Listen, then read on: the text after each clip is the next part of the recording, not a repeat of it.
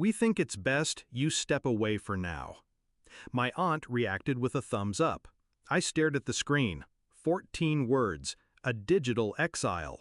I typed back, "Understood. I'll respect that and step away from the family fund too." Hit send.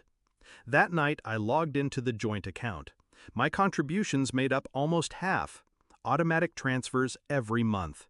Quiet, dependable, never acknowledged. In 3 clicks, I shut them off. Then I moved my portion into an account only I controlled. No announcements, no explanations, just silence. It wasn't always like this. When my father first proposed the family fund, he painted it as unity. "Pooling resources makes us stronger," he'd said. "We help each other, no questions asked." I bought in. Everyone did.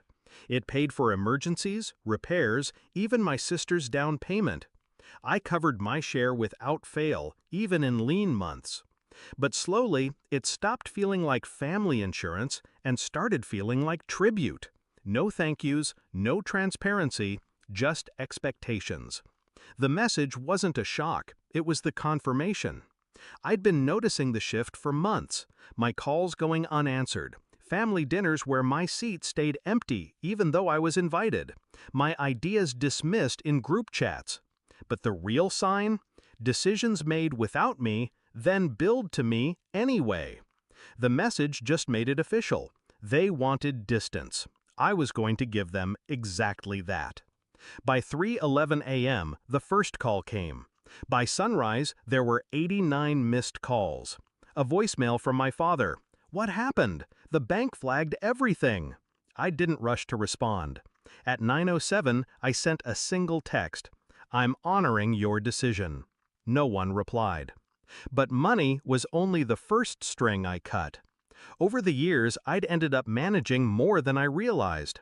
Not because they asked, but because I knew how to keep things running. I was the one who'd set up the auto pay for my parents' utilities, the one who filed the property tax paperwork every year for my aunt, the one with the logins for the cloud drive where everyone's scanned documents lived. Quiet, invisible labor.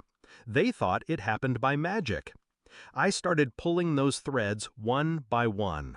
I canceled the utility auto pays, removed my access to their shared cloud, moved every file I'd uploaded, insurance records, warranties, even the scanned copy of the deed, into my own archive.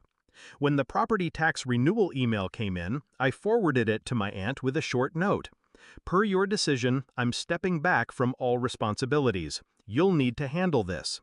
She sent back one word: "Wow." By the end of the week, the calls changed tone. The first wave was frantic, demanding explanations. The second wave was pleading. "This is bigger than you," my mother said in one voicemail. By the third wave, there was anger. "You're making things difficult for everyone," my father growled. I didn't reply.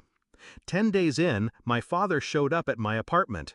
He didn't knock, just pounded the door until I opened it. His eyes were tight. His voice was clipped. "We've had issues, bills unpaid. The accountant says the fund is a mess. You need to fix this." I leaned against the doorframe. "I thought you wanted me to step away." "That was about family drama," he snapped. "Not this." "But this is part of it," I said. "You can't cut someone out and keep their support." He stared at me like I'd spoken a foreign language. He tried bargaining. "We can work something out. Put the transfers back. Help us get caught up." I let the silence stretch. Then, "No. You made it clear where I stand. I'm just respecting that."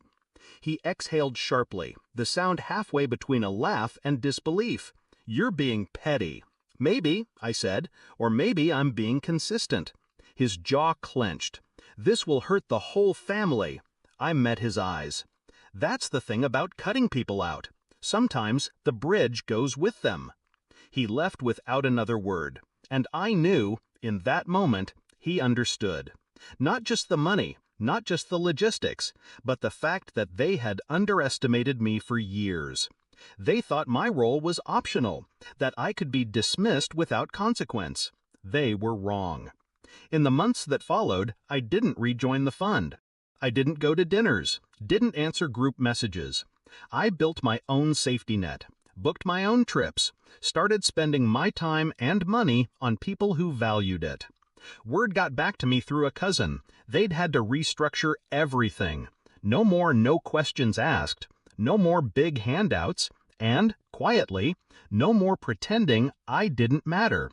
Some losses hit harder than they admit, not because of the money itself, but because it shows them the truth. They can't function without the person they tried to erase. I didn't plan on revenge when I read that first message. I planned on respect. They just didn't like what it looked like.